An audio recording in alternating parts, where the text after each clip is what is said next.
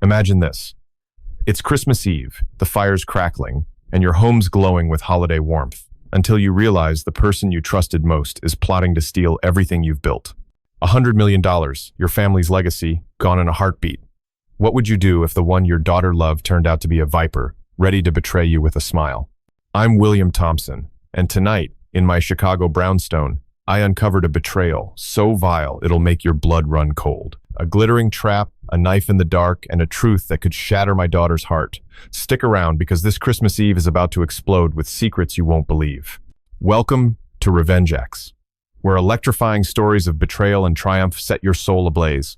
We're thrilled to have you join our community of viewers who celebrate unyielding resilience and fierce courage. Hit that subscribe button to never miss a heart-pounding tale, and it'd be incredible if you smashed the like button, shared this video, or dropped a comment with the time and city or country you're watching from. Your likes, shares, and heartfelt comments are the greatest spiritual gift, the fuel that keeps this channel burning bright.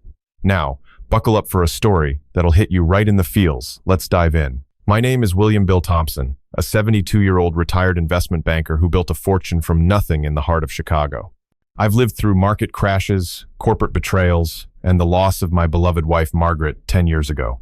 My sprawling brownstone in Lincoln Park, filled with memories and treasures, is my sanctuary, a testament to a life of discipline, intuition, and hard-won success. I've always believed in family, in loyalty, in the warmth of shared traditions, especially during the holidays. Christmas Eve in my home has always been sacred, a time for love and trust, with the fireplace crackling and the scent of pine filling the air. But this Christmas Eve, in the year 2025, that trust was shattered in ways I never imagined by someone I welcomed into my home with open arms. My daughter-in-law, Jessica Harper. The evening started with the kind of festive glow you see in holiday movies.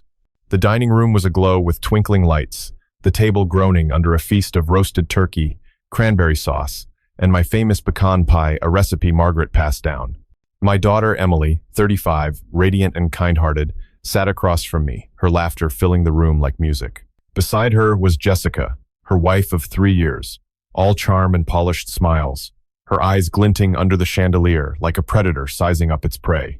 I should have seen it then, the way her gaze lingered on the antique silver candlesticks, the way her questions about my wealth cut through the holiday cheer like a knife. But I was too caught up in the moment, in the joy of having my daughter home for Christmas, to notice the storm brewing. Jessica's voice sliced through the clinking of glasses, sharp and calculated. "Bill, that safe in your study must be Fort Knox. Level, right? A man like you, with millions tucked away, you'd need top-notch security." The room froze. Emily coughed, nearly spilling her wine, her eyes darting to Jessica with a mix of confusion and embarrassment. "Jess, what kind of question is that?" she asked, her voice tight. But Jessica didn't flinch, her smile widening. "A shark sensing blood, just curious about how the rich and famous protect their empires," she said, her tone dripping with mock innocence.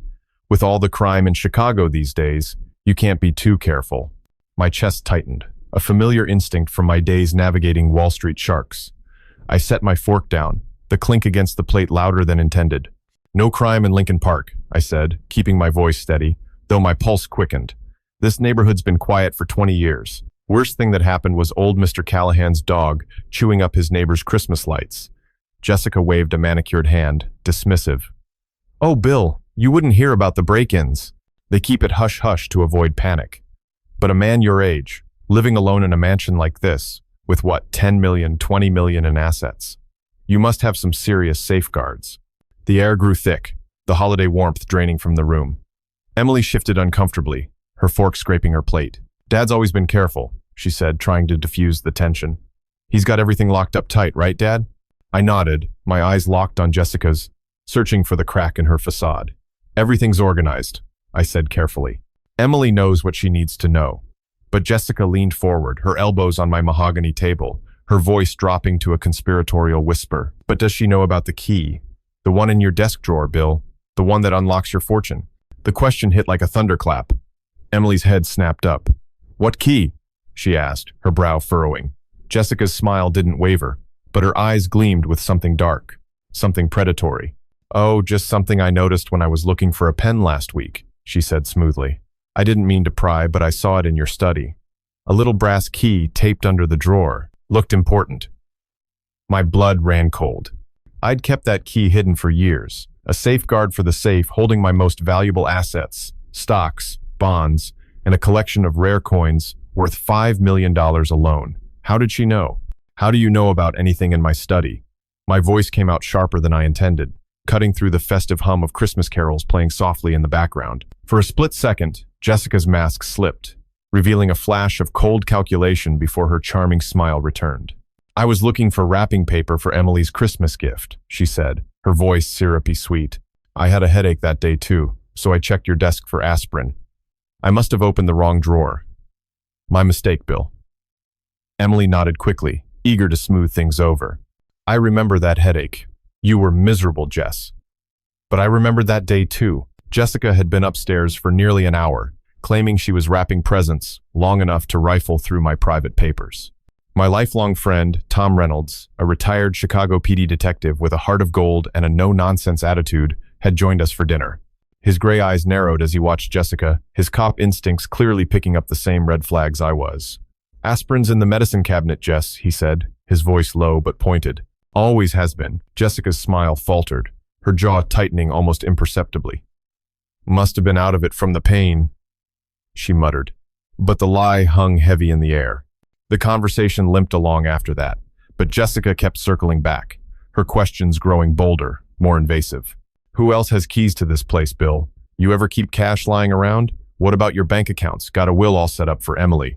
Each query felt like a needle, probing for weaknesses, testing my defenses. My heart pounded, not just from anger, but from a deeper, more visceral pain, the dawning realization that someone I'd trusted, someone I'd welcomed as family, was plotting against me.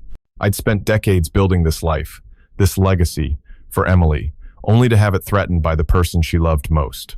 As the night wore on, I couldn't shake the image of Jessica's predatory gaze, the way she'd studied my home like a thief casing a bank. My mind raced, replaying every interaction since she and Emily moved in 2 months ago, after Jessica claimed she'd lost her tech startup job to a corporate merger.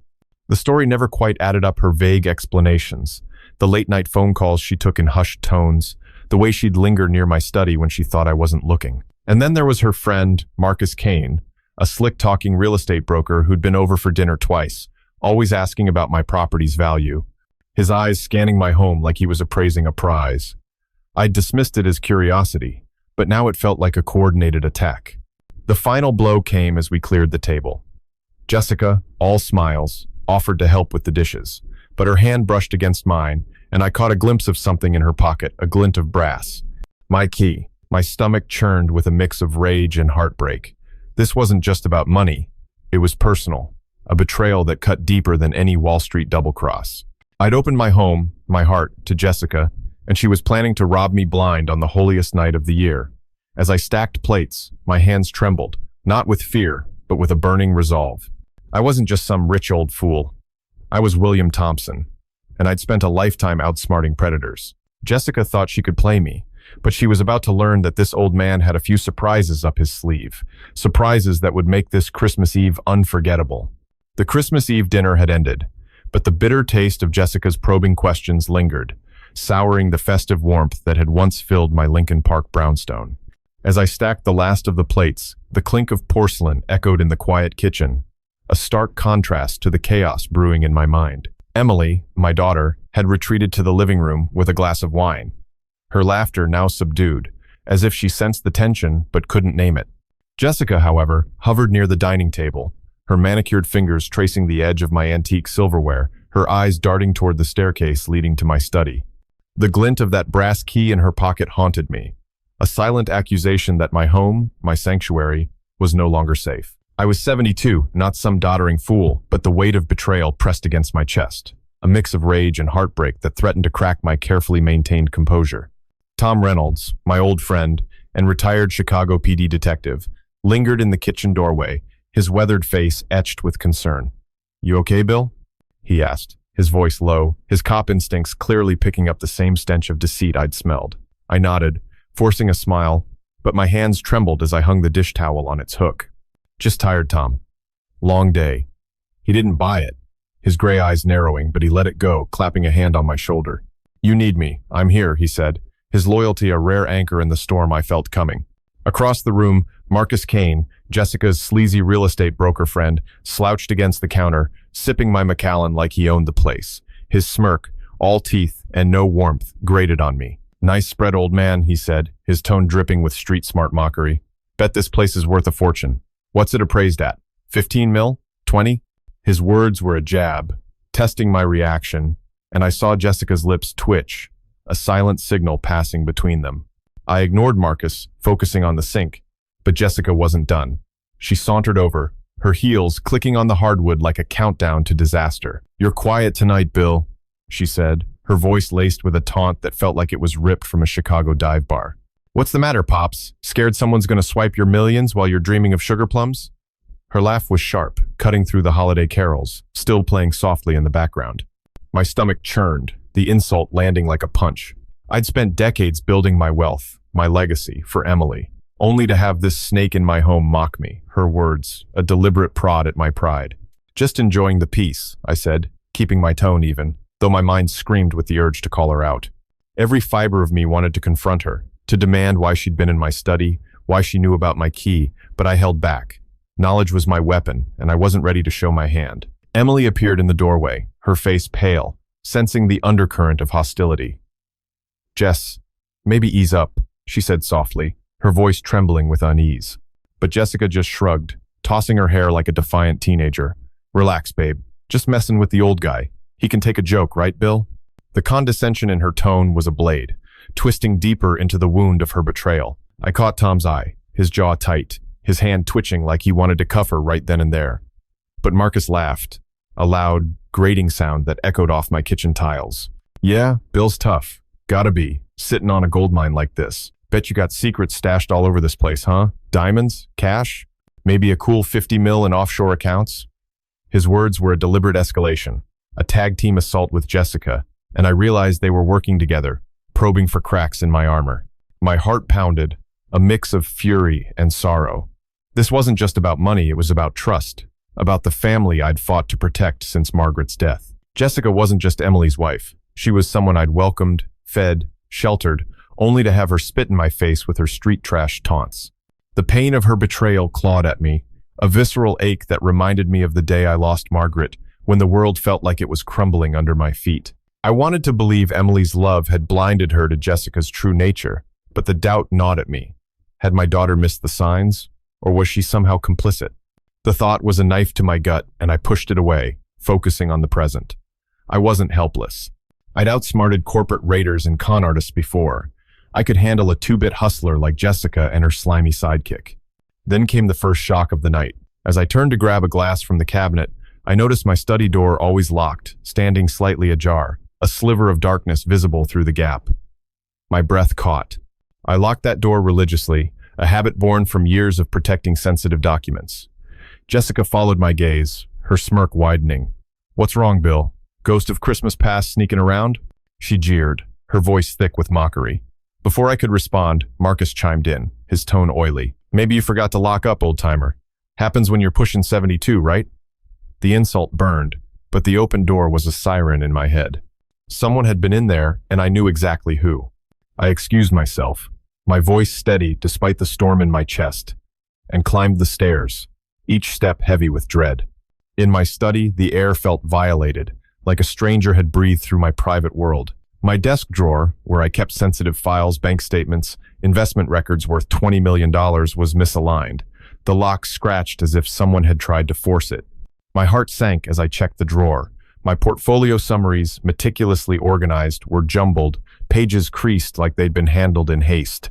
Worse, a flash drive containing my account passwords was missing. My blood ran cold. This wasn't random. It was surgical, a planned assault on my life's work. As I stood there, the second shock hit. My phone buzzed with a notification from my security app. A motion sensor in the basement had tripped an hour ago while we were all at dinner. I pulled up the footage, my hands shaking. There, in grainy black and white, was Jessica, creeping through my basement storage, opening boxes labeled Margaret's keepsakes. She wasn't just after money. She was desecrating my memories, searching for anything of value, even my late wife's jewelry, worth $1 million alone. The betrayal cut deeper than I'd imagined, a violation so intimate it felt like losing Margaret all over again. The third shock came as I heard voices downstairs, Jessica and Marcus, whispering furiously in the living room. I crept to the top of the stairs, straining to listen. "He's clueless, Mark," Jessica hissed, her voice low but venomous. "Thinks he's untouchable with his millions.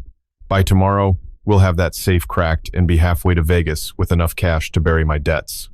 Marcus chuckled, his voice slimy. "And Emily? She's too lovesick to notice. We'll clean out the old fool's fortune, 25 mil, easy." My vision blurred with rage, but beneath it was a crushing grief. Jessica wasn't just stealing from me. She was using Emily's trust, her love, as a weapon. I gripped the banister, my mind torn between confronting them and playing the long game. I'd spent a lifetime protecting my family, but now, on this sacred Christmas Eve, I was fighting to save it from the inside. Jessica thought she had me cornered, but she was about to learn that this old fool had a few tricks left, and this holiday was about to sparkle with justice. The Christmas lights twinkled mockingly outside my Lincoln Park brownstone, their glow a cruel reminder of the holiday's promise of warmth and trust, now poisoned by Jessica's betrayal. My study, once a haven of order, felt like a crime scene. The scratched lock on my desk and the missing flash drive screaming of her intrusion. My heart pounded with a cocktail of rage and grief, the kind that makes your chest ache like it's been hollowed out. I'd built this life for Emily, poured every ounce of my soul into securing her future, only to have Jessica, the woman she loved, treat my home like a vault to crack. The thought of her rifling through Margaret's keepsakes in the basement, her hands on my late wife's jewelry, was a violation so deep it felt like losing her all over again. But I wasn't some broken old man ready to roll over. I was William Thompson, and I'd faced down bigger predators than a two-bit hustler like Jessica and her greasy accomplice, Marcus Kane. Tonight, I'd start fighting back. Downstairs, the holiday cheer had evaporated, replaced by a suffocating tension. Emily sat on the couch, her eyes distant, clutching her wine glass like a lifeline. Tom Reynolds, my loyal friend, stood by the fireplace, his retired cop instincts on high alert, his gaze flicking between Jessica and Marcus like he was sizing up suspects in a lineup. Jessica, oblivious to the storm she'd ignited, leaned against the dining table, her smirk sharper than a Chicago winter wind. "What's with the long face, Pops?" she drawled, her voice dripping with street-smart venom. "You look like someone pissed in your eggnog. Worried about your precious millions getting snatched?" Her words were a deliberate jab, each one a calculated attempt to rattle me, to make me feel small and vulnerable. Marcus chuckled from the corner, swirling my Macallan in his glass. "Yeah, Bill, you gotta watch your back. Old guys like you, sitting on a gold mine, 25 mil, 30 mil? You're a walking target." The first shock of the night hit like a freight train. As I moved to pour myself a coffee, anything to keep my hands busy, I noticed a faint smudge of red lipstick on the edge of my study's doorframe, a shade I recognized as Jessica's. She'd been careless, leaving a mark as bold as a signed confession. My mind raced, piecing together her movements.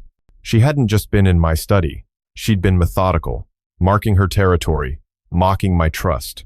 The realization burned, a fresh wound atop the betrayal of her stealing my flash drive. I wanted to storm downstairs, confront her in front of Emily, but the thought of my daughter's heartbreaking held me back. Emily trusted Jessica completely, her love a blind spot I'd failed to protect. The guilt gnawed at me had I been too soft, too trusting to let this snake slither into our lives. The second shock came as I glanced at my phone, still open to the security app. Another notification pinged, this time from the garage camera. My pulse spiked as I pulled up the footage. There, timestamped just 30 minutes ago, was Marcus, skulking around my vintage Mustang, a car worth $500,000, his hands running over the hood like he was appraising it for auction. Worse, he was on the phone, his voice muffled but clear enough. "Yeah, the car's a gold mine too. We'll flip it for cash once we clean out the safe." Jessica's got the old man wrapped around her finger. My vision blurred with fury, the betrayal doubling, tripling, as I realized their plan wasn't just about my safe, it was about stripping me bare, piece by piece, from my money to my memories. The third shock was the worst. As I descended the stairs, gripping the banister to steady my shaking hands, I overheard Jessica and Marcus in the hallway, their voices low but vicious. "He's a sittin' duck, Mark," Jessica hissed, her tone pure street hustle. "Thinks he's untouchable with his fancy brownstone and his millions. By midnight, we'll have that flash drive cracked, the safe open, and 30 million bucks in our hands. Emily's too busy playing house to notice." Marcus laughed, a sound like gravel crunching underfoot. "And when the old geezer wakes up broke, She'll think he lost his damn mind, misplacing his fortune. Classic. My knees nearly buckled, not from fear but from a soul. Deep pain. Jessica wasn't just stealing my wealth. She was planning to gaslight Emily, to use her love as a weapon to cover their tracks. The thought of my daughter, my heart, being manipulated like that was a betrayal worse than any theft. My mind churned, torn between rage and a desperate need to protect Emily. Every instinct screamed to confront Jessica, to expose her right there in the glow of the Christmas tree. But I'd learned long ago that impulsive moves lose battles. I needed evidence, something undeniable to shatter Emily's trust in Jessica without breaking her spirit. Tom caught my eye as I re-entered the living room, his expression a silent question. "You need backup?" I gave a slight nod, grateful for his unwavering loyalty. He'd always been my rock, the one who'd stood by me when Margaret died, when the world felt like it was collapsing. Now, he was my ally against this new enemy within my walls. Jessica noticed my return and pounced, her voice a mocking drawl. "Back so soon, Bill? Thought you'd be hiding in your study, counting your millions like Scrooge." Her laugh was a blade, slicing through the festive facade. Emily looked up, her eyes pleading for peace. "Jess, please," she said, her voice cracking. "It's Christmas Eve." But Jessica ignored her, leaning closer to me, her breath hot with malice. "You know, Pops, old guys like you should be careful. Living alone, all that cash just sitting there, someone might just walk off with it." Marcus joined in, his grin predatory. "Yeah, Bill, you ever think about what happens if you kick the bucket? Who gets the 30 mil? Gotta make sure Emily's taken care of, right?" The room spun, the weight of their words crushing me. I saw Emily's confusion, her love for Jessica warring with the unease my silence was planting. My heart ached for her, for the pain she'd feel when the truth came out. I'd spent my life shielding her, building a legacy to give her security, only to have it threatened by the person she'd vowed to love forever. The betrayal wasn't just financial, it was a violation of everything I held sacred. Family, trust, the memory of Margaret's laughter on Christmas Eve's past. But I wasn't defeated. I'd faced down corporate sharks and market crashes. I could outsmart a pair of low-life grifters. As I poured my coffee, my hands steady despite the storm inside, I made a silent vow. Jessica and Marcus thought they had me cornered, but this Christmas Eve, I'd turn their greed into their downfall. The holiday spirit might be broken, but my resolve was ironclad, and justice was about to shine brighter than any Christmas star. The Christmas tree in my Lincoln Park brownstone cast a mocking glow, its ornaments glinting like false promises as the weight of Jessica's betrayal sank deeper into my bones. The house, once a fortress of family and love, now felt like a battlefield, every corner tainted by her scheming and Marcus Kane's slimy complicity. My heart throbbed with a raw, aching grief, not just for the $30 million they aimed to steal, but for Emily, my daughter, whose trust in her wife was being weaponized against us both. The pain was a living thing, clawing at my chest, a reminder of the promises I'd made to Margaret to always protect our girl. I'd faced corporate vultures and market collapses, but this was personal, a knife twisted by someone I'd called family. Yet, as I stood in the shadowed hallway, gripping my phone with its damning security footage, I felt a spark of resolve ignite. Jessica and Marcus thought they'd outsmarted an old man, but I was about to turn their Christmas Eve heist into a spectacle they'd never forget. Downstairs, the festive facade continued to crumble. Emily sat curled on the couch, her eyes red-rimmed, sensing the fracture in our holiday but unable to name it. Tom Reynolds, my steadfast friend, lingered near the fireplace, his retired cop instincts on high alert, his hand resting on the mantel as if ready to draw a phantom badge. Jessica, emboldened by her own arrogance, strutted into the living room, her voice a grating mix of street-smart taunts and holiday mockery. "Yo, Bill, you look like you've seen the Grinch himself," she sneered, tossing her hair. "What's got you so spooked? Scared someone's gonna jack your precious millions while you're snoring through Silent Night?" Her words were a deliberate slap, each syllable dripping with contempt, as if my decades of hard work were just a piñata for her to smash open. Marcus, lounging on my leather recliner, joined in with a laugh that sounded like a back alley deal gone wrong. "Yeah, old man, you gotta lock up tight. A fortune like yours, 30 mil, 40 mil, that's a magnet for trouble. Bet you're hiding gold bars under the floorboards, huh?" The first shock of the night hit like a Chicago blizzard. As I moved to the kitchen to refill my coffee, steadying my trembling hands, I noticed a faint scratch on the lock of my liquor cabinet. A cabinet I hadn't opened since Margaret's passing, reserved for her favorite vintage bourbon worth $10,000 a bottle. My breath caught. Someone had tried to force it open, and I knew it wasn't for a Christmas toast. Jessica's earlier insistence on sharing a drink, her pushy offer of my Macallan, flashed in my mind. She wasn't just after my safe. She was scavenging every corner of my life, from my car to my wife's sacred keepsakes. The betrayal burned hotter, a violation so brazen it felt like she was spitting on Margaret's memory. My mind churned, torn between the urge to confront her and the need to protect Emily from the truth that would shatter her heart. The second shock came as I checked my phone again, the security app still open from the garage footage. A new alert pinged, this time from the attic camera, a space I rarely visited, filled with old family photos and Margaret's heirloom quilts, priceless to me but worthless to anyone else. The footage showed Jessica, not an hour ago, rummaging through boxes, her hands tearing through delicate fabrics, searching for something she clearly thought was hidden there. My stomach twisted as I saw her pocket a small velvet box, Margaret's emerald ring, a family treasure worth $1 million. The sight was a gut punch, the image of her desecrating my wife's legacy, fueling a rage so fierce, I nearly dropped the phone. How dare she? How dare she think she could plunder our past while Emily slept, unaware, in the guest room? The third shock was the most devastating. As I crept back toward the living room, my heart pounding like a war drum, I overheard Jessica and Marcus in the dining room, their voices low but vicious, plotting under the guise of holiday chatter. The old fool's oblivious, Jessica hissed, her tone pure venom. By midnight, we'll have that safe cracked, the ring fenced, and $40 million wired to our offshore account. Emily'll think he's just losing it, misplacing his fortune like some senile geezer. Marcus's laugh was a low growl. And when she cries to you, you'll play the lovin' wife, right? Tell her it's all in her dad's head. We'll be sipping cocktails in Miami by New Year's. My knees buckled, the betrayal slicing through me like a blade. They weren't just stealing my wealth. They were planning to frame me as a doddering old man, to use Emily's love to convince her I was losing my mind. The thought of my daughter, my light, being manipulated into doubting me was a pain deeper than any financial loss, a betrayal that threatened to break the bond we'd built over decades. Tom caught my eye as I re-entered the room, his expression a silent vow of support. He'd seen enough in his years on the force to know a con when it was unfolding, and his quiet nod told me he was ready to back me up. Emily, oblivious to the storm, looked up with a fragile smile.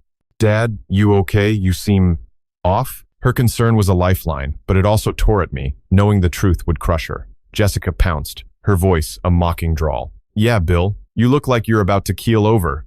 Too much holiday stress for an old-timer like you? Maybe you should hit the sack. Let us young folks handle the night." Marcus chimed in, his grin predatory. "Yeah, Pops, get some rest. Wouldn't want you tripping over your millions in the dark. Em?" The room felt like it was closing in. The festive glow now, a suffocating trap. My mind raced, torn between the urge to expose Jessica's treachery and the fear of breaking Emily's heart. I'd spent my life shielding her, building a legacy to ensure her safety, only to have it threatened by the person she'd chosen to love. The pain was a living thing, a mix of fury and sorrow that made my hands shake as I gripped my coffee mug. But I wasn't defeated. I'd outsmarted Wall Street wolves and corporate sharks. I could handle a pair of low-life grifters like Jessica and Marcus. As I set my mug down, my resolve hardened. They thought they had me cornered, but I was already planning my counterstrike. I'd let them think I was asleep, vulnerable, while I gathered evidence to expose their betrayal in a way that would leave no doubt, not even for Emily. This Christmas Eve, the holiday spirit might be shattered, but justice was about to light up the night like a Chicago fireworks show. The Christmas Eve snow fell softly outside my Lincoln Park brownstone, blanketing the world in a deceptive calm that mocked the war raging inside me. The house, once a beacon of family and trust, now felt like a chessboard, with Jessica and Marcus maneuvering to checkmate my life's work, $40 million, my late wife's heirlooms, and worst of all, my daughter Emily's heart. The pain of their betrayal was a jagged wound, slicing deeper with every taunt, every stolen piece of my past. It wasn't just about the money. It was about the desecration of everything I'd built for Emily, the legacy Margaret and I had poured our souls into. My hands shook as I stood in the darkened hallway, clutching my phone with its damning footage of Jessica's attic raid and Marcus's garage skullduggery. But I wasn't some frail old man ready to crumble. I was William Thompson, a survivor of Wall Street's cutthroat games, and I'd be damned if I let these low-life grifters ruin my daughter's Christmas. Tonight, I'd set a trap to expose them, and it would sparkle brighter than the star atop my tree. Downstairs, the holiday spirit was a distant memory, replaced by a suffocating unease. Emily sat by the Christmas tree, her fingers tracing the edges of an ornament Margaret had hung decades ago, her face etched with worry she couldn't articulate. Tom Reynolds, my rock-solid friend, stood near the window, his retired cop eyes scanning the room like a hawk, ready to pounce on any wrong move. Jessica, emboldened by her own cunning, sprawled across my velvet sofa, her voice a venomous drawl straight out of Chicago's back alleys. "Yo, Bill, you're looking like you're about to croak," she jeered, her lips curling into a smirk. "What's the deal, Grandpa? Scared someone's gonna swipe your 40 mil while you're dreaming of reindeer? Bet you're hiding diamonds in the chimney, huh?" Her words were a deliberate gut punch, designed to make me feel small, obsolete, a relic to be plundered. Marcus, slouched in my armchair, chimed in with a laugh like a hyena circling a carcass. "Yeah, Pops, you're sitting on a fortune. 50 mil, maybe more. Gotta watch your back, old-timer. Wouldn't want some punk cleaning you out before New Year's." The first shock of the night hit like a thunderbolt. As I moved to the kitchen to escape their taunts, I noticed my old rotary phone, Margaret's favorite, kept for nostalgia unplugged, its cord hastily tucked behind the counter. My heart skipped. I'd used it yesterday to call Emily, and it had worked fine. Kneeling to inspect it, I found the line cut clean, the copper wires glinting like a betrayal. Jessica hadn't just been scavenging. She was isolating me, cutting off my ability to call for help. The realization was a cold slap, amplifying the sting of her intrusion into my study, my attic, my life. My mind churned, torn between fury and a desperate need to shield Emily from the truth. Had I failed her by letting Jessica into our home, by believing her lies about her job loss? The guilt was a heavy chain, dragging me back to the day Margaret died, when I'd sworn to protect our daughter at all costs. The second shock came as I slipped into my study to check my laptop, hoping to secure my accounts before Jessica could crack the stolen flash drive. Logging into my bank portal, I found an unauthorized login attempt from an IP address in Chicago, time-stamped an hour ago. My blood ran cold. They weren't just planning to rob my safe. They were already probing my accounts, trying to siphon off millions, maybe 50 million, before I could react. The audacity of their greed was staggering, but the betrayal cut deeper. Jessica wasn't just stealing. She was dismantling my legacy, piece by piece, while Emily sat downstairs, oblivious, decorating cookies with the trust of a child. The thought of her heartbreak when she learned the truth was a knife in my chest, twisting with every breath. Are you enjoying the story so far? I'd love to hear your thoughts. Just drop a quick comment below to share how you feel. It only takes a few seconds, but your words give me the motivation and inspiration to make every chapter more thrilling and engaging. Go ahead, let me know what's on your mind, and now, let's dive back into the story. The third shock was a gut-wrenching blow. As I crept back toward the living room, my phone buzzed with a text from an unknown number. Opening it, I saw a photo of my safe's keypad taken from inside my study with a message. "Easy money, old man. Sleep tight." The sender was anonymous, but I knew it was Marcus, his digital fingerprint as bold as Jessica's lipstick smudge. My vision blurred with rage, the violation so intimate it felt like they'd ransacked my soul. They weren't just after my fortune. They were taunting me, reveling in their power over a man they thought was too old, too trusting to fight back. My hands clenched, the pain of their betrayal mingling with a primal urge to protect Emily, to shield her from the monsters she'd let into our home. Tom caught my eye as I re-entered the living room, his jaw tight, his hand hovering near his pocket like he was ready to pull a ghost of his old service weapon. "Bill, you good?" he whispered, his voice a lifeline in the chaos. I nodded, but my heart was a storm of conflicting emotions, rage at Jessica and Marcus, grief for Emily's impending heartbreak, and a burning resolve to outsmart them. Emily looked up, her eyes pleading for normalcy. "Dad, can we open one present early? Like when I was a kid?" Her voice was a fragile thread pulling at my heart. I forced a smile, but Jessica pounced, her tone dripping with mockery. "Aw, ain't that cute? Pop's playing Santa for his little girl. Better make it quick, Bill. Old guys like you need their beauty sleep before someone sneaks off with your millions." Marcus laughed, his voice a low growl. "Yeah, wouldn't want you missing out on your 40 mil fortune because you stayed up past bedtime." The room felt like a pressure cooker, the festive glow now, a cruel facade. My mind raced, torn between exposing Jessica's treachery and preserving Emily's trust in her wife for just a little longer. I'd spent decades building a legacy to give her security, only to have it threatened by a pair of street-smart con artists who saw me as nothing more than a mark. The pain was visceral, a mix of fury and sorrow that made my chest ache like it was cracking open. But I wasn't defeated. I'd outmaneuvered corporate sharks and survived market crashes. I could handle Jessica and Marcus.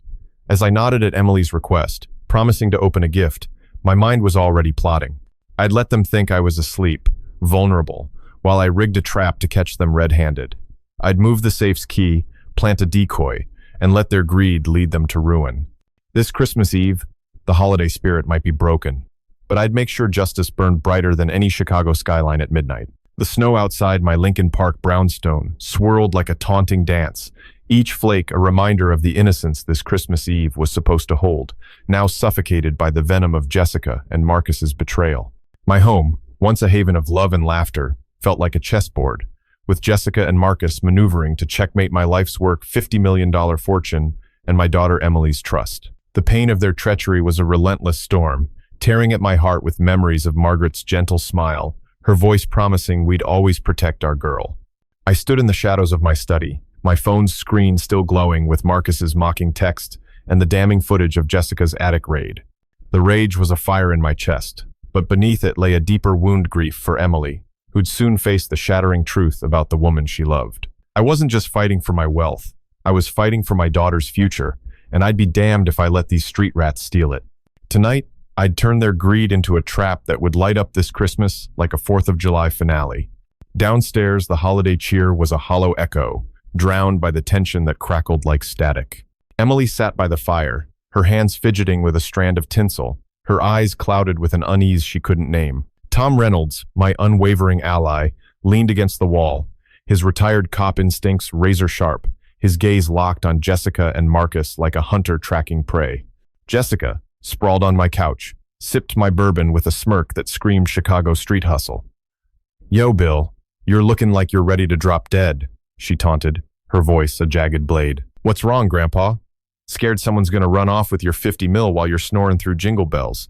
Bet you got gold stashed in the chimney, huh?" Her words were a deliberate kick, meant to strip me of dignity, to paint me as a frail old mark. Marcus, slouched in my recliner, let out a laugh like a back-alley brawl. "Yeah, Pops, a fortune like that 60 mil maybe? You're begging to get cleaned out. Better hope Santa's got your back tonight. The first shock of the night hit like a Chicago wind gust. As I moved to the kitchen to steady my nerves with another coffee, I noticed my back door's lock always bolted tight, slightly ajar. The deadbolt misaligned as if someone had tampered with it. My pulse spiked. Jessica and Marcus weren't just planning to rob my safe. They were setting up an entry point, likely for an accomplice to slip in during the night. The realization was a cold fist to my gut, amplifying the sting of their earlier violations, the cut phone line, the hacked bank login, the stolen ring. My mind churned, torn between the urge to bolt the door and the need to let their plan unfold so I could catch them in the act. Had I been too trusting, letting Jessica into my home under the guise of family? The guilt was a lead weight, dragging me back to the vow I'd made to Margaret to keep Emily safe, now threatened by my own failure to see the truth. The second shock came as I checked my phone again, my fingers trembling as I opened my security app. A new alert flashed from the guest room camera where Emily and Jessica were staying. The footage, time-stamped just 20 minutes ago, showed Jessica slipping a small vial of liquid into her purse, her movements quick and furtive. My heart sank as I recognized the shape a sedative, likely meant for me, to ensure I'd be out cold while they cracked my safe. The betrayal was a dagger, twisting deeper, as I realized they weren't just stealing my fortune. They were willing to drug me, to render me helpless in my own home. The thought of Emily, sleeping beside a woman who'd stooped to such depths, was a pain so sharp it stole my breath. I wanted to scream, to protect her, but I knew exposing Jessica now would break Emily before I had proof. The third shock was a soul-crushing blow. As I slipped back toward the living room, my phone buzzed with another text from an unknown number, this time with an audio clip. I ducked into the hallway, my heart pounding, and played it. Jessica's voice, low and vicious, filled my ears. "The old man's done for, Mark. We drug him, crack the safe, and wire 60 million to the Caymans by dawn. Emily'll think he's losing his marbles when he wakes up broke." Marcus's voice crackled in response. "And if she gets suspicious, you'll cry on her shoulder, play the loyal wife. We'll be living large in Vegas by New Year's." My knees nearly gave out the betrayal, a tidal wave that threatened to drown me. They weren't just planning to rob me, they were orchestrating a gaslighting scheme to make Emily doubt my sanity, to use her love as a shield for their crime. The pain was unbearable. a mix of fury and sorrow that made my chest feel like it was caving in. Tom caught my eye as I re-entered the living room, his expression a silent promise of backup. He'd seen enough cons in his day to know one was unfolding, and his subtle nod was a lifeline in the chaos.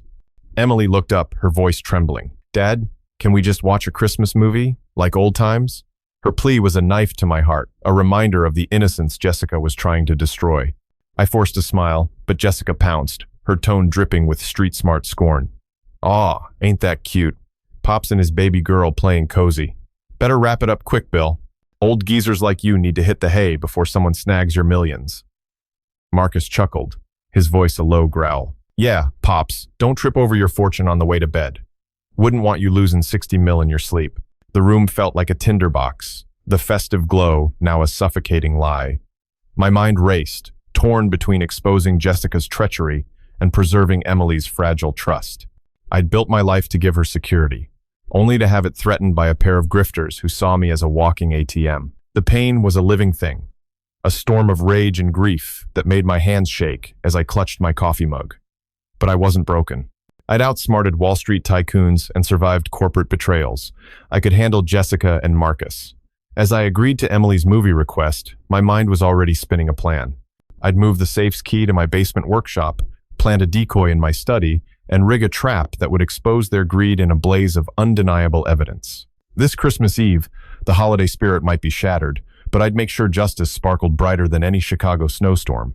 The snow outside my Lincoln Park brownstone fell heavier now, cloaking the world in a false serenity that mocked the inferno of betrayal burning inside me.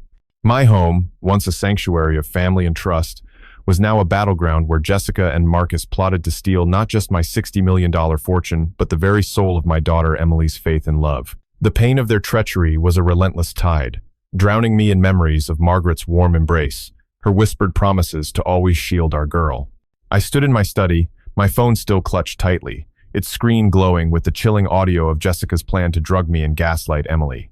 My heart ached, not just for the wealth they aimed to plunder, but for the innocence they were stripping from my daughter. Yet, beneath the grief, a steel resolve hardened. I'd faced down Wall Street titans and corporate betrayals. I wasn't about to let a pair of street-smart con artists ruin my Christmas Eve. Tonight, I'd spring a trap that would expose their greed in a blaze of undeniable truth, brighter than any Chicago holiday parade. Downstairs, the festive glow was a cruel facade, the living room thick with unspoken tension. Emily sat by the Christmas tree, her fingers nervously twisting a ribbon, her eyes darting between me and Jessica, sensing the fracture but unable to name it. Tom Reynolds, my loyal friend, stood near the doorway, his retired cop instincts on overdrive, his gaze pinning Jessica and Marcus like a spotlight on thieves. Jessica, lounging on my velvet couch, swirled my bourbon with a smirk that screamed Chicago street hustle. "Yo, Bill, you look like you're about to keel over," she sneered, her voice a jagged shard of contempt. "What's the matter, old man? Scared someone's gonna snatch your 60 mil while you're dreaming of sugar plums? Bet you got a vault full of rubies hiding under the floor, huh?" Her words were a deliberate assault, designed to reduce me to a frail, outdated mark. Marcus, sprawled in my leather armchair, let out a laugh like a back-alley knife fight. "Yeah, Pops, a fortune like that 70 mil. Easy, you're just asking to get jacked. Better lock up tight before Santa cleans you out." The first shock of the night hit like a Chicago deep dish pizza to the face. As I moved to the kitchen to steady my nerves with a fresh coffee, I noticed a faint chemical smell lingering near the sink, where my favorite coffee mug sat, freshly washed or so I thought. My pulse spiked as I inspected it, finding a faint residue of a bitter, powdery substance along the rim. My stomach churned. Jessica's vial of sedative wasn't just a plan. She'd already tampered with my mug, likely during her earlier offer to help with dishes. The betrayal was a visceral blow. The realization that she'd tried to drug me in my own home, under the glow of Christmas lights, cutting deeper than any theft. My mind raced, torn between the urge to hurl the mug against the wall and the need to play dumb, to let her think her plan was working. Had I failed Emily by not seeing Jessica's true colors sooner? The guilt was a crushing weight, pulling me back to the nights Margaret and I had sworn to protect our daughter, now endangered by my own trust. The second shock came as I slipped into my basement workshop, determined to move the safe's key and set my trap. As I opened the drawer where I kept my tools, I found a crumpled note, scribbled in Jessica's unmistakable handwriting. "Check the old man's workshop, might be more loot stashed." My blood ran cold. They weren't just targeting my safe. They'd been mapping my entire house, scavenging for every scrap of value, from my Mustang to my wife's heirlooms. The note was a taunt, proof of their arrogance, believing I'd never noticed their invasion. The pain was searing, a reminder of how deeply they'd violated my sanctuary, my memories of Margaret, all to fuel their greed for $70 million. I wanted to confront them, to protect Emily from their poison, but I knew I needed evidence, something to shatter her trust in Jessica without leaving room for doubt. The third shock was a heart-stopping revelation. As I rigged the decoy key in my study, attaching it to a spring-loaded glitter bomb hidden in a drawer, my phone buzzed with another alert from my security app. This time, it was a live feed from my backyard camera, showing Marcus meeting a stranger in a dark hoodie, their voices hushed but audible through the app's audio. "The old fool's asleep by midnight," Marcus whispered, handing over a key, my backdoor key, stolen from my keyring. We hit the safe, grabbed the 70 mil, and ghost. Jessica's got Emily wrapped around her finger. The stranger nodded, his face obscured, but his words were chilling. "And if the old man wakes up, I've got ways to keep him quiet." My knees buckled, the threat a sledgehammer to my chest. They weren't just planning theft. They were prepared to harm me, to ensure their escape with my fortune and Emily's trust. The betrayal was a living nightmare. The thought of Emily losing her father to these monsters, a pain so raw it nearly broke me. Tom caught my eye as I re-entered the living room, his expression a silent vow to stand by me. He'd seen enough in his years on the force to smell a setup, and his subtle nod was a beacon in the storm. Emily looked up, her voice trembling with a desperate need for normalcy. "Dad, can we sing carols, like we used to?" Her plea was a dagger, a reminder of the joy Jessica was stealing. I forced a smile, but Jessica pounced, her tone dripping with street-smart venom. "Ah, Pops, singing carols with your kid? That's cute, but you're looking rough. Better hit the sack before someone snags your 70 mil while you're warbling O Holy Night." Marcus laughed, his voice a low snarl.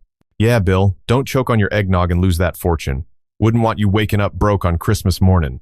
The room felt like a powder keg, the festive glow now a suffocating lie. My mind raced, torn between exposing Jessica's treachery and shielding Emily's heart for just a little longer. I'd built my life to give her security, only to have it threatened by a pair of grifters who saw me as a walking vault. The pain was a wildfire, a mix of rage and sorrow that made my hands tremble as I clutched my tainted mug. But I wasn't defeated. I'd outsmarted corporate sharks and survived market betrayals. I could handle Jessica, Marcus, and their shadowy accomplice. As I agreed to Emily's carol request, my mind was a whirlwind of strategy. The glitter bomb was set, the real key hidden in the basement, and my phone was ready to record their downfall. This Christmas Eve, the holiday spirit might be shattered, but I'd make sure justice sparkled brighter than any Chicago skyline under a winter moon. The Chicago snow blanketed my Lincoln Park brownstone in a deceptive hush, each flake a silent taunt against the chaos erupting within my heart. My home, once a bastion of holiday warmth, was now a stage for Jessica and Marcus's sinister performance, their plan to plunder my $70 million fortune and shatter Emily's trust, a betrayal that cut deeper than any knife. The pain was a relentless beast, clawing at memories of Margaret's laughter during our Christmas Eves, her gentle promise to always guard our daughter. I stood in the dim glow of my study, the glitter bomb rigged, the real key hidden in the basement, my phone brimming with evidence of their treachery, Jessica's vial, Marcus's threats, their plan to drug me and gaslight Emily. My chest ached with a mix of fury and sorrow, the weight of protecting my daughter from a truth that would break her spirit. But I wasn't a broken old man. I was William Thompson, a veteran of Wall Street's wars, and tonight, I'd turn their greed into a Christmas spectacle they'd never forget. Downstairs, the holiday spirit was a ghost, the living room suffused with a tension that crackled like a live wire. Emily sat by the Christmas tree, her hands clutching a mug of hot cocoa, her eyes flickering with a fear she couldn't voice, as if she felt the fracture in our family but couldn't name it. Tom Reynolds, my steadfast ally, stood by the mantel, his retired cop instincts honed to a razor's edge, his gaze drilling into Jessica and Marcus like a judge awaiting a confession. Jessica, sprawled across my velvet sofa, sipped my bourbon with a smirk that reeked of Chicago street swagger. "Yo, Bill, you look like you're 1 foot in the grave," she sneered, her voice a jagged shard of mockery. "What's the matter, Grandpa? Worried someone's gonna clean out your 70 mil while you're humming Deck the Halls? Bet you got a stash of emeralds in your sock drawer, huh?" Her words were a calculated strike, meant to demean me, to paint me as a doddering fool. Marcus, lounging in my recliner, let out a laugh like a back alley hustle gone sour. Yeah, Pops, a fortune like that 80 mil maybe? You're a sitting duck? Better pray Rudolph's watching your back tonight. And fry. The first shock of the night slammed into me like a Chicago windstorm. As I moved to the dining room to clear the last of the dessert plates, I noticed a faint smudge of grease on the frame of my antique mirror. A mirror Margaret had loved, worth $10,000 for its craftsmanship alone. My pulse raced as I leaned closer, spotting a tiny hidden camera lens embedded in the frame, its red light blinking faintly. My breath caught. They weren't just scavenging my home, they were surveilling it, planting devices to watch my every move. The betrayal was a searing wound. The realization that Jessica and Marcus had turned my sanctuary into a spy's playground, hitting harder than their theft of my ring or flash drive. My mind spun, torn between ripping the camera out and letting their plan play out to catch them red-handed. Had I been blind to let these vipers into my life, endangering Emily with my trust? The guilt was a suffocating fog, pulling me back to the vow I'd made to Margaret to keep our daughter safe. The second shock came as I slipped upstairs to double-check my trap, my heart pounding with a mix of dread and determination. In my study, I found my old leather journal, where I'd written letters to Margaret after her death, slightly askew on the shelf, its lock pried open. My stomach twisted as I flipped through it, finding pages torn out, the ones where I detailed my offshore accounts, worth $20 million. Jessica hadn't just stolen my flash drive, she'd desecrated my private thoughts, my love letters to my wife, to fuel her greed for $80 million. The violation was a gut punch, a betrayal so intimate it felt like she'd ripped open my soul. I wanted to scream, to protect Emily from this monster, but I knew I needed undeniable proof to shatter her trust in Jessica without breaking her heart further. The third shock was a heart-stopping blow. As I adjusted the glitter bomb in my study drawer, my phone buzzed with a new alert from my security app, this time from the front porch camera. The footage showed Marcus slipping a small package to the same hooded stranger from the backyard, their voices low but clear through the app's audio. "The sedative's in place," Marcus whispered, his tone cold as ice. "Jessica's got the old man's coffee laced. By midnight, he's out, and we're in 80 mil, the ring, the car, the works. If he stirs, use this." He handed over a small, gleaming object, a knife, its blade catching the porch light. My knees buckled, the threat a sledgehammer to my chest. They weren't just planning to rob me, they were prepared to kill me, to ensure their escape with my fortune and Emily's trust. The pain was a tidal wave. The thought of Emily losing her father to these monsters, a betrayal so raw it nearly shattered me. Tom caught my eye as I re-entered the living room, his expression a silent oath of loyalty. He'd seen enough cons in his Chicago PD days to know a trap when it was set, and his subtle nod was a lifeline in the storm. Emily looked up, her voice trembling with a desperate plea for normalcy. "Dad, can we light the Christmas candles, like Mom used to?" Her words were a knife, slicing through the pain of Jessica's betrayal. I forced a smile, but Jessica pounced, her tone dripping with street-smart venom. "Aw, Pop's lighting candles with your kid? That's precious, but you're looking beat. Better hit the sack before someone snags your 80 mil while you're praying to the Christmas star." Marcus laughed, his voice a low growl. "Yeah, Bill, don't trip over your fortune lighting those candles. Wouldn't want you waking up broke on Christmas Day." The room felt like a ticking bomb, the festive glow now a suffocating lie. My mind raced, torn between exposing Jessica's treachery and shielding Emily's heart for just a little longer. I'd built my life to give her security, only to have it threatened by grifters who saw me as a walking vault. The pain was a wildfire, a mix of rage and sorrow that made my hands tremble as I set down my untouched coffee mug. But I wasn't defeated.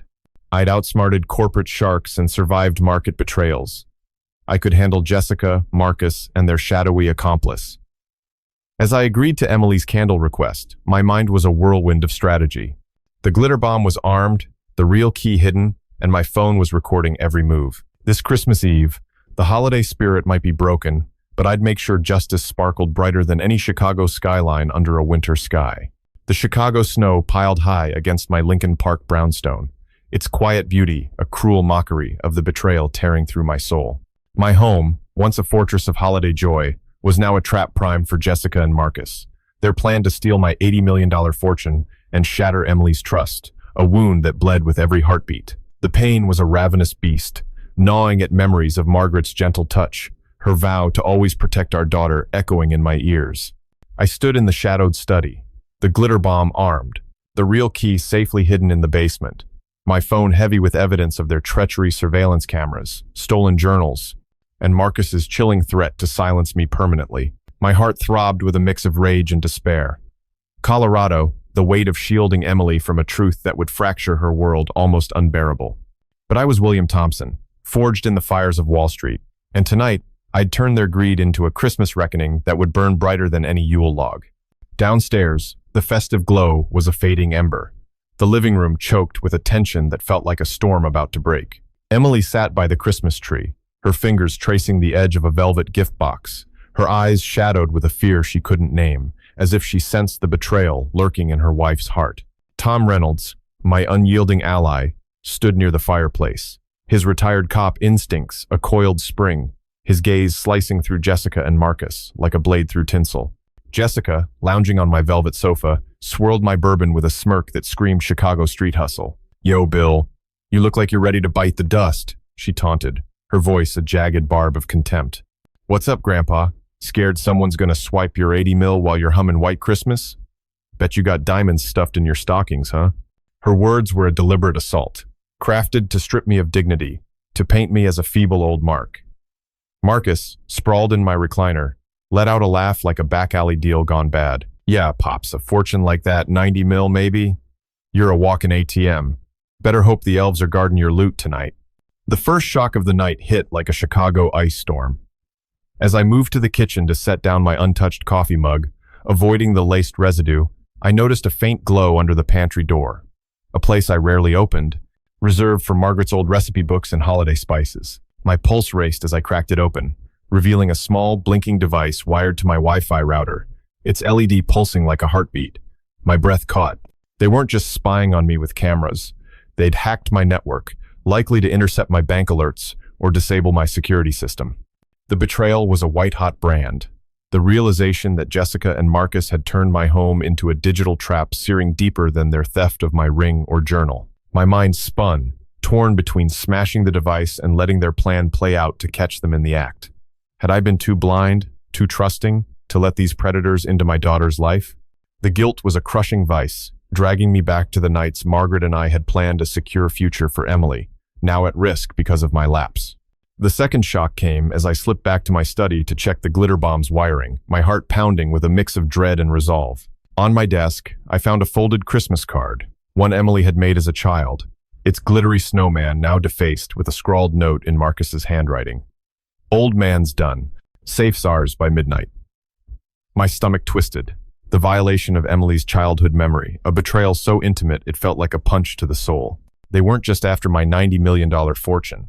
They were desecrating the sacred relics of my family, using my daughter's love as a weapon. The pain was a jagged blade, cutting through the vows I'd made to protect Emily, and I wanted to storm downstairs, expose their cruelty, but I knew I needed ironclad proof to break her trust in Jessica without destroying her heart further. The third shock was a soul-shattering blow. As I adjusted the glitter bomb's trigger, my phone buzzed with a new alert from my security app, this time from the guest bathroom camera. The footage showed Jessica, just 15 minutes ago, slipping a burner phone from her pocket and dialing a number, her voice low but clear. "It's set, Vince. The old man's coffee's spiked, the network's down, and we've got the safe's code. 90 mil, plus the ring and car were out by dawn. If he wakes, Marcus's guy handles it." My knees buckled, the mention of a new accomplice, Vince, hitting like a sledgehammer. They weren't just a duo. They had a third player, someone ready to handle me if I interfered. The betrayal was a tidal wave, the thought of Emily sleeping beside a woman who'd orchestrated a plot to harm her father, a pain so raw it nearly broke me. I wanted to protect her, to shield her from this nightmare, but the truth was a storm I couldn't hold back much longer. Tom caught my eye as I re-entered the living room, his expression a silent vow to stand by me. He'd seen enough cons in his Chicago PD days to smell a setup, and his subtle nod was a beacon in the chaos. Emily looked up, her voice trembling with a desperate need for normalcy. "Dad, can we make hot cider, like Mom's recipe?" Her plea was a dagger, a reminder of the joy Jessica was stealing.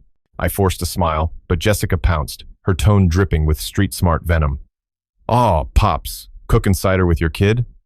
That's adorable, but you're looking rough. Better hit the sack before someone snags your 90 mil while you're stirring the pot." Marcus laughed, his voice a low snarl. "Yeah, Bill, don't burn your fortune with that cider. Wouldn't want you waking up broke on Christmas morning. The room felt like a pressure cooker. The festive glow now, a suffocating lie.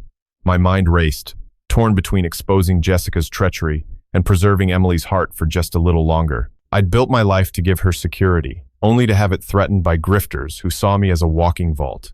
The pain was a wildfire, a mix of rage and sorrow that made my hands tremble as I set down my mug. But I wasn't defeated. I'd outsmarted corporate sharks and survived market betrayals. I could handle Jessica, Marcus, and their shadowy accomplice, Vince. As I agreed to Emily's cider request, my mind was a whirlwind of strategy. The glitter bomb was primed, the real key hidden, and my phone was recording their every move. This Christmas Eve, the holiday spirit might be shattered, but I'd make sure justice sparkled brighter than any Chicago skyline under a winter star.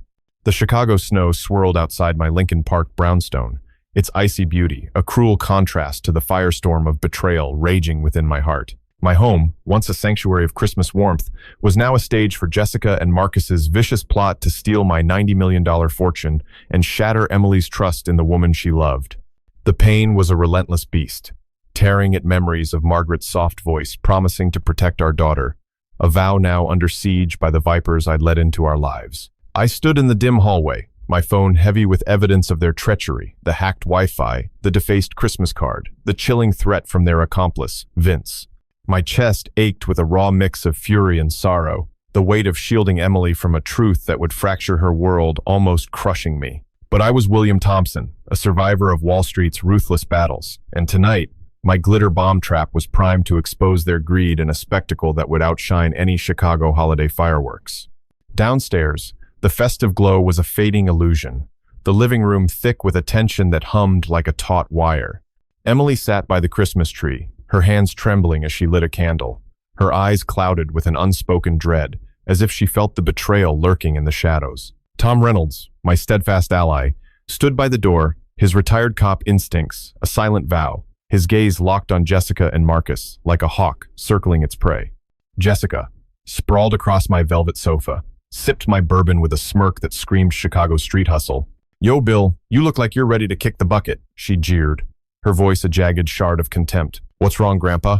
Scared someone's gonna jack your 90 mil while you're lighting candles? Bet you got sapphires stashed in the Christmas stockings, huh?" Her words were a calculated strike, meant to strip me of dignity, to paint me as a frail old mark.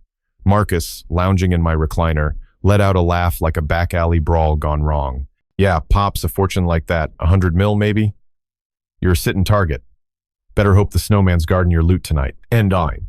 The first shock of the night hit like a Chicago blizzard. As I moved to the kitchen to pour cider for Emily, avoiding the tainted coffee mug, I noticed a faint scratch on the frame of my back door's window. A window I'd reinforced years ago, now marred by a telltale pry mark. My pulse spiked. They hadn't just tampered with the lock, they'd tried to create a second entry point, likely for Vince to slip in undetected. The betrayal was a searing wound, the realization that Jessica and Marcus had planned multiple breaches into my home, their greed for $100 million outweighing any shred of humanity. My mind churned, torn between bolting the window and letting their plan unfold to catch them in my trap. Had I failed Emily by letting these monsters into our lives, believing their lies about financial hardship? The guilt was a suffocating chain, dragging me back to the nights Margaret and I had vowed to keep our daughter safe, now endangered by my trust. The second shock came as I slipped upstairs to check my study security camera, my heart pounding with a mix of dread and resolve. On my desk, I found a small, gift-wrapped box, its festive ribbon, a mockery of the season. My hands trembled as I opened it, revealing a USB drive labeled Bill's Secrets. Plugging it into my laptop, I found a hacked copy of my financial records, bank statements, investment logs, all detailing my $100 million portfolio. A note inside read in Jessica's scrawl, "Thanks for the early Christmas gift, old man."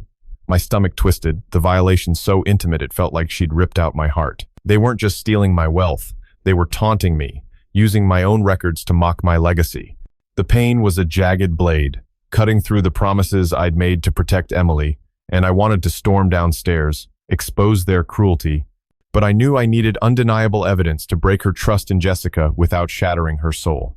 The third shock was a heart-stopping blow. As I adjusted the camera's angle to capture the glitter bomb's trigger, my phone buzzed with a new alert from my security app, this time from the garage camera.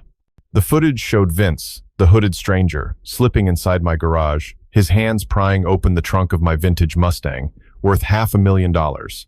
His voice, low but clear, hissed through the app. "Marcus, the car's clean, but I found his spare safe key taped under the seat. We're set for $100 by midnight. Jessica's got the old man doped up, and I'll handle any trouble." My knees buckled, the threat a sledgehammer to my chest. They weren't just planning to rob my safe. They'd found a backup key I'd forgotten, a relic from years ago, and were prepared to use violence to secure their escape. The betrayal was a tidal wave. The thought of Emily waking to a world where her father was harmed, or worse, a pain so raw it nearly broke me. Tom caught my eye as I re-entered the living room, his expression a silent oath of loyalty. He'd seen enough cons in his Chicago PD days to know a trap was about to spring, and his subtle nod was a beacon in the storm. Emily looked up, her voice trembling with a desperate plea for normalcy. "Dad, can we hang the stockings, like Mom always did?" Her words were a dagger, a reminder of the joy Jessica was stealing. I forced a smile, but Jessica pounced, her tone dripping with street-smart venom. "Oh, Pops, hanging stockings with your kid? That's cute, but you're looking like death warmed over. Better hit the sack before someone snags your $100 while you're playing Santa." Marcus laughed, his voice a low snarl.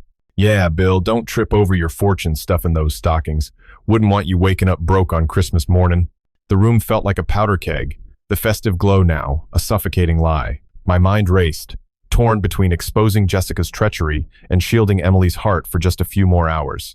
I'd built my life to give her security, only to have it threatened by grifters who saw me as a walking vault. The pain was a wildfire, a mix of rage and sorrow that made my hands tremble as I set down the cider pitcher. But I wasn't defeated. I'd outsmarted corporate sharks and survived market betrayals. I could handle Jessica, Marcus, and their thug, Vince. As I agreed to Emily's stocking request, my mind was a whirlwind of strategy. The glitter bomb was primed, the real key hidden, and my camera was ready to capture their downfall. This Christmas Eve, the holiday spirit might be shattered, but I'd make sure justice sparkled brighter than any Chicago skyline under a winter moon. The Chicago snow battered my Lincoln Park brownstone, its icy fury, a pale shadow of the storm of betrayal raging within me. My home, once a haven of Christmas joy, was now a battlefield where Jessica, Marcus, and their shadowy accomplice, Vince, plotted to steal my $100 million fortune and shatter Emily's trust in love itself. The pain was a merciless beast, clawing at memories of Margaret's gentle promise to protect our daughter, a vow now under siege by the monsters I'd welcomed into our lives. I stood in the darkened hallway, my phone heavy with evidence, the hacked Wi-Fi, the defaced Christmas card, Vince's chilling threat to handle me with a knife. My heart throbbed with a raw mix of fury and despair, the weight of shielding Emily from a truth that would break her spirit, nearly crushing me. But I was William Thompson, forged in Wall Street's crucible, and tonight, my glitter bomb trap was ready to detonate, exposing their greed in a spectacle that would outshine any Chicago holiday blaze. Downstairs, the festive glow was a cruel mockery, the living room thick with a tension that crackled like a live grenade. Emily sat by the Christmas tree, her hands trembling as she hung a stocking, her eyes shadowed with a fear she couldn't name, as if she sensed the betrayal poisoning the air. Tom Reynolds, my unyielding ally, stood by the window, his retired cop instincts a silent vow, his gaze pinning Jessica and Marcus like a judge awaiting a verdict. Jessica, sprawled across my velvet sofa, swirled my bourbon with a smirk that screamed Chicago street hustle. "Yo, Bill, you look like you're ready to drop dead," she sneered, her voice a jagged blade of contempt. "What's up, Grandpa? Scared someone's gonna jack your $100 while you're playing Santa? Bet you got rubies stuffed in that Christmas wreath, huh?" Her words were a calculated assault, meant to strip me of dignity, to paint me as a feeble old mark. Marcus, lounging in my recliner, let out a laugh like a back alley deal gone sour. "Yeah, Pops, a fortune like that, $110 easy? You're a walking bank vault? Better hope Frosty's got your back tonight." "No." The first shock of the night hit like a Chicago deep freeze. As I moved to the kitchen to set down the cider pitcher, avoiding the tainted mug, I noticed a faint smear of blood on the edge of the countertop, near where Jessica had been helping with dishes. My pulse spiked. Kneeling closer, I saw it wasn't just a smear. A tiny, deliberate cut had been made in the wood, as if someone had tested a blade's edge. My breath caught. They weren't just planning to drug me. They'd been sharpening their tools in my own kitchen, preparing for violence if I interfered with their $110 million heist. The betrayal was a searing wound, The realization that Jessica and Marcus had brought a knife into my home, under the glow of Christmas lights, cutting deeper than any theft. My mind spun, torn between locking every door and letting their plan unfold to spring my trap. Had I failed Emily by letting these predators into our lives, believing their sob story about financial ruin? The guilt was a crushing weight, dragging me back to the nights Margaret and I had sworn to keep our daughter safe. The second shock came as I slipped upstairs to check the glitter bomb's trigger, my heart pounding with a mix of dread and resolve. In my study, I found my old family Bible Margaret's cherished heirloom, worth $10,000 for its rare binding open on the desk, its pages defaced with a scrawled note in Vince's handwriting. "Old man's done. We take it all tonight." My stomach twisted, the violation of this sacred relic, a betrayal so intimate it felt like a punch to the soul. They weren't just after my $110 million fortune. They were desecrating the spiritual heart of my family, using Emily's love as a shield for their crime. The pain was a jagged blade, cutting through the vows I'd made to protect Emily, and I wanted to storm downstairs, expose their cruelty, but I knew I needed undeniable proof to shatter her trust in Jessica without breaking her heart further. The third shock was a heart-stopping blow. At precisely 1 o'clock in the morning, as I lay in my bedroom, feigning sleep to lure them into my trap, my phone buzzed with a live feed from the study camera. The footage showed Jessica creeping into the room, her movements silent and predatory, her hands reaching for the drawer where I'd planted the decoy key. My heart pounded as she opened it, her fingers closing around the bait. Then, boom! The glitter bomb exploded, a glorious cloud of silver and gold erupting in her face, coating her from head to toe in sparkling confetti. She stumbled back, cursing like a Chicago street thug, her voice a mix of shock and rage. "What the hell is this?" The explosion echoed through the house, a triumphant blast that rivaled any holiday cannon. I sat up, flicking on the bedside lamp with theatrical confusion, my voice calm but sharp. "Jessica, what are you doing in my study at 1 in the morning?" She froze, glittering like a disco ball, clutching the decoy key, her face a mask of panic beneath the festive shimmer. Tom burst into the room, his cop instincts kicking in, his voice a low growl. "What's going on, Bill?" Emily appeared in the doorway, her robe half-tied, her eyes wide with confusion. "Dad? Jess? What was that noise?" Jessica's mouth opened and closed, glitter falling like tarnished snow, her street-smart bravado crumbling. I heard a noise," she stammered, her voice weak. "Thought someone was breaking in." I tilted my head, feigning bewilderment. "Breaking in? And you ended up covered in glitter in my study?" The betrayal was laid bare, the pain of her treachery, a wildfire in my chest, but I held my ground, knowing the truth was about to break free. Emily's voice sharpened, her love for Jessica warring with dawning suspicion. "Jess, why are you in Dad's study? With a key?" Jessica's eyes darted, her glitter-coated hands clenching. "I was just checking on him, babe, for safety."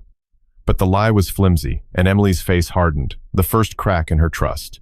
My heart ached for her, the pain of her impending heartbreak, a wound deeper than any financial loss. I wanted to protect her, to shield her from this monster, but the glitter bomb had done its job.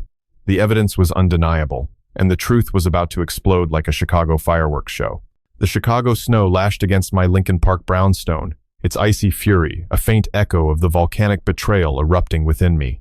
My home, once a beacon of Christmas love, was now a stage for justice, the glitter bomb's explosion having painted Jessica in a shimmering confession of her treachery. Her plot with Marcus and their thug Vince to steal my $110 million fortune and shatter Emily's trust had been laid bare, but the pain was a relentless beast, gnawing at memories of Margaret's vow to protect our daughter. I stood in my study, the camera still rolling, capturing Jessica's glittering disgrace, my heart torn between triumph and the crushing sorrow of Emily's impending heartbreak. I was William Thompson, a survivor of Wall Street's brutal wars, and tonight my trap had sprung, but the battle wasn't over. The truth was about to explode, brighter than any Chicago holiday blaze. The living room was a cauldron of tension, the festive glow, a cruel lie as Emily stood frozen in the doorway, her eyes wide with shock, taking in Jessica's glitter-soaked form. Tom Reynolds, my loyal ally, loomed beside me, his retired cop instincts, a silent vow of support, his hand twitching as if ready to cuff the culprits. Jessica, still clutching the decoy key, her face a mask of panic beneath the festive shimmer, tried to salvage her crumbling facade. "Yo, Bill, you think you're slick, huh?" She spat, her voice a jagged shard of Chicago street venom. "Setting traps like some paranoid old geezer? You're pathetic, thinking you can guard your 110 mil from me." Her words were a desperate lash, meant to claw back control, but they only deepened the wound of her betrayal. Marcus, bursting into the room, let out a laugh like a back alley brawl gone bad. "Yeah, Pops, nice try with the glitter show, but your 120 mil's still ours. You're just a washed-up old man clinging to his cash." Yeah. The first shock of the night hit like a Chicago hailstorm. As Emily's voice trembled, demanding answers, I noticed a shadow moving outside the study window. Vince, the hooded stranger, his silhouette clutching a knife that glinted in the moonlight. My pulse spiked. They hadn't just planned to rob me. They'd stationed their thug outside, ready to strike if the heist went south. The betrayal was a searing wound. The realization that Jessica and Marcus had brought a killer to my doorstep, under the guise of Christmas cheer, cutting deeper than any theft. My mind raced, torn between shielding Emily and signaling Tom to act. Had I endangered her by underestimating the depths of their depravity? The guilt was a crushing vice, dragging me back to the vow I'd made to Margaret to keep our daughter safe, now threatened by my failure to see their full malice. The second shock was a gut-wrenching blow. As I reached for my phone to play the damning audio of Jessica's plot, a notification flashed a bank alert confirming an attempted transfer of $20 million from my offshore account, time-stamped minutes ago. My breath caught. They hadn't just been planning. They'd already breached my accounts, using the stolen USB to initiate a heist that could have wiped out half my fortune. The pain was a jagged blade, the thought of Jessica exploiting Emily's love to cover their tracks, a betrayal so intimate it felt like losing Margaret all over again. I wanted to scream, to protect Emily from this monster, but I knew the audio would shatter her trust in Jessica, and I braced for the heartbreak it would unleash. The third shock was a soul-shattering revelation. As I played the audio, Jessica's voice filled the room, cold and vicious. "The old man's done for, Mark. We drug him, crack the safe, and wire 120 mil to the Caymans. Emily'll think he's losing his marbles." Marcus's voice followed. "And if she gets suspicious?" Jessica's got her wrapped around her finger. Emily gasped, her hand flying to her mouth, tears streaming down her face. But then, a new voice cut through Vince, bursting through the back door, his knife gleaming. "You set me up, old man," he snarled, advancing toward me. Tom reacted instantly, tackling Vince to the ground, his cop training kicking in as he pinned the thug's arm, the knife clattering across the floor. Emily screamed, her world collapsing as Jessica's betrayal was laid bare in a blaze of glitter and violence. Emily's voice broke, her love for Jessica crumbling under the weight of truth. "Jess, you were going to rob my dad? Drug him? Hurt him?" Jessica's glitter-coated hands clenched, her street-smart bravado faltering. "Babe, it's not what it looks like. I was just—" But Emily cut her off, her voice steel. "You lied to me. You used me to hurt my father." My heart ached for her, the pain of her heartbreak a wound deeper than any financial loss. I wanted to shield her, but the truth was out, and it was devastating. "Emily," I said softly, holding up my phone. "I have more cameras, recordings, proof of everything." I played the garage footage, showing Vince's knife and Marcus's plot, each clip a nail in their coffin. Jessica's face twisted, her voice a desperate snarl. "You think you've won, old man? You're nothing but a rich fool who can't keep up." But her words were hollow, her glitter-soaked form a testament to her failure. Marcus tried to bolt, but Tom blocked the door, his voice a low growl. "You're not going anywhere." Emily, tears streaming, pointed to the door. "Get out, Jess, all of you. You're done here." Jessica's eyes flashed with rage, but the weight of her betrayal crushed her defiance.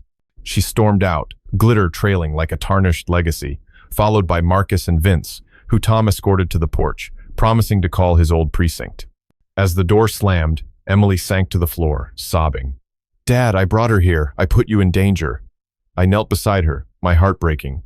"Sweetheart, you couldn't have known. I should have seen the signs." The guilt was a wildfire, but so was my love for her. We sat in the quiet, the Christmas tree's glow softening the pain. The knowledge I'd gained from this ordeal was bitter but vital. Trust must be earned, a lesson I'd carry forever. The education of this night taught me to guard my home with vigilance, a knowledge that would guide my future.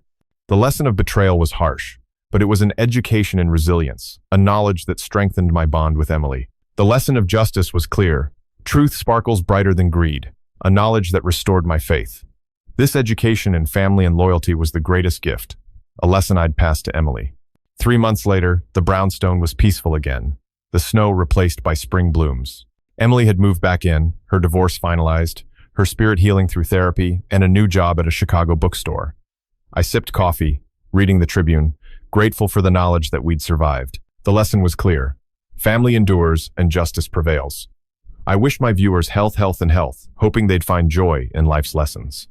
If you love this story, hit that subscribe button on RevengeX, like, and share to hear more gripping tales daily. How did this story hit you?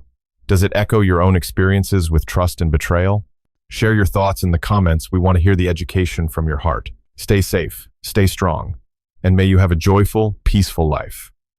Goodbye, and see you in the next video.